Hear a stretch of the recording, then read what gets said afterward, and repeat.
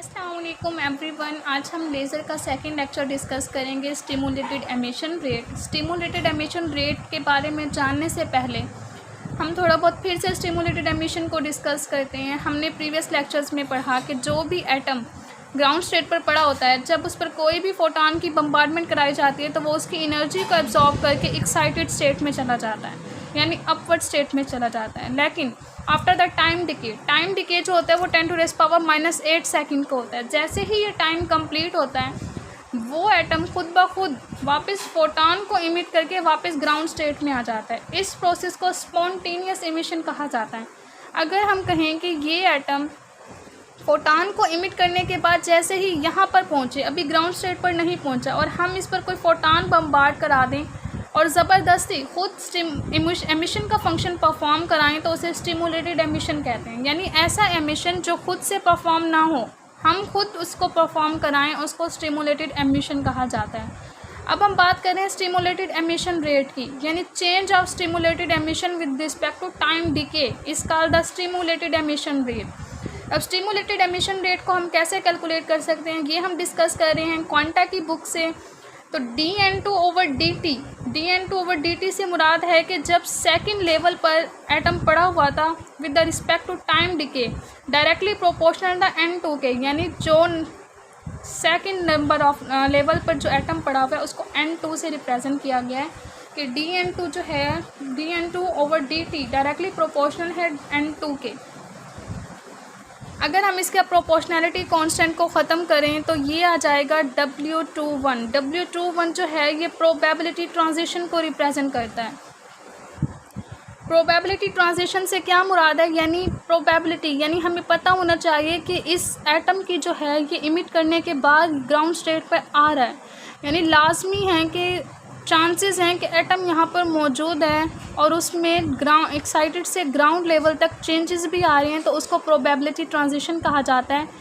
तो dN2/dt ये inverse direction में है। अगर ये यहाँ से यूँ मूव करते तो हम इसे पॉजिटिव कहते हैं। ये अपोजिट डायरेक्शन में अपवर्ड से डाउनवर्ड आ रहा है तो यहाँ पर नेगेटिव का साइन आया है, नेगेटिव W21N2। उसके बाद यहाँ पर दिया गया कि ट्रांजिशन प्रोबेबिलिटी जो है वो डायरेक्टली रिलेट करती है फ्लक्स से। फ्लक्स यानी नंबर ऑफ एटम्स, कितने नंबर ऑफ एटम्स जो हैं वो ग्राउंड से एक्साइटेड स्टेट में गए हैं, उसको F से रिप्रेजेंट किया गया है। और इसका प्रोपोर्शनैलिटी कांस्टेंट को ख़त्म करने के लिए एक और कांस्टेंट आया है, वो है अल्फ़ा, ये सिग्मा 2 1 से मुराद है, ये W21 से मुराद है कि यहाँ पर प्रोबेबिलिटी ट्रांजिशन सेकंड लेवल से फर्स्ट लेवल की तरफ हो रहा है। और सिग्मा 1 से भी मुराद है कि जो भी सिग्मा 1 यानी जो एमिशन का जो ट्रांसफ़र हो रहा है वो सेकंड लेवल से फर्स्ट लेवल की तरफ हो रहा है। तो हम यहाँ पर W21 या प्रोबेबिलिटी ट्रांजिशन की वैल्यू जो है इक्वेशन ए में पुट कर सकते हैं। तो dN2/dt जो है वो इक्वल हो जाएगा सिग्मा 1 F इंटू N2 के। सिमिलरली प्रोबेबिलिटी ट्रांजिशन रेट जो है, अगर हम कहें कि फ्लक्स की बजाय हम यूज़ करें कि एनर्जी स्पेक्ट्रल एनर्जी डेंसिटी, यानी कितनी स्पेक्ट्रल लाइंस, हम पहले भी डिस्कस कर चुके हैं कि एटम्स जो है वो जितनी भी एनर्जी लेवल्स में, यानी लो से हायर एनर्जी लेवल्स में जाते हैं तो इसको जो लाइंस रिप्रेजेंट की जाती है उन्हें स्पेक्ट्रल लाइंस भी कहा जाता है। अगर हम यहाँ पर फ्लक्स की बजाय यूज़ करें कि स्पेक्ट्रल एनर्जी डेंसिटी, यानी how many numbers of atoms जो हैं वो उनका वॉल्यूम के रिस्पेक्ट वो कितनी ट्रांजिशन हो रही है, कितने वो पास आउट हो रहे हैं, तो हम इसकी जगह F की जगह PV रिप्रेजेंट कर सकते हैं कि spectral energy density per unit volume. तो इसका प्रोपोर्शनैलिटी कांस्टेंट ख़त्म करने के लिए हम एक एमिशन कोफिशिएंट को यूज़ करते हैं जिसे B21 से रिप्रेजेंट किया गया, यानी किस तरह एमिशन जो है वो सेकंड लेवल से फर्स्ट लेवल की तरफ हो रही है, उसको B21 से रिप्रेजेंट किया गया है। तो W21 इक्वल हो जाएगा B21 PV के। तो हम देख सकते हैं कि W21 सिग्मा 21 F के भी इक्वल है और W21 B21 PV के भी इक्वल है। तो इसकी लेफ़्ट और राइट साइड आपस में इक्वल हो जाएंगी। तो हम यहाँ पर लिख सकते हैं, अगर हम इस वैल्यू को वापस इक्वेशन ए में पुट करें तो rate of change of emission जो है stimulated emission with respect to time decay जो है वो इक्वल हो जाएगा B21 PV N2 के।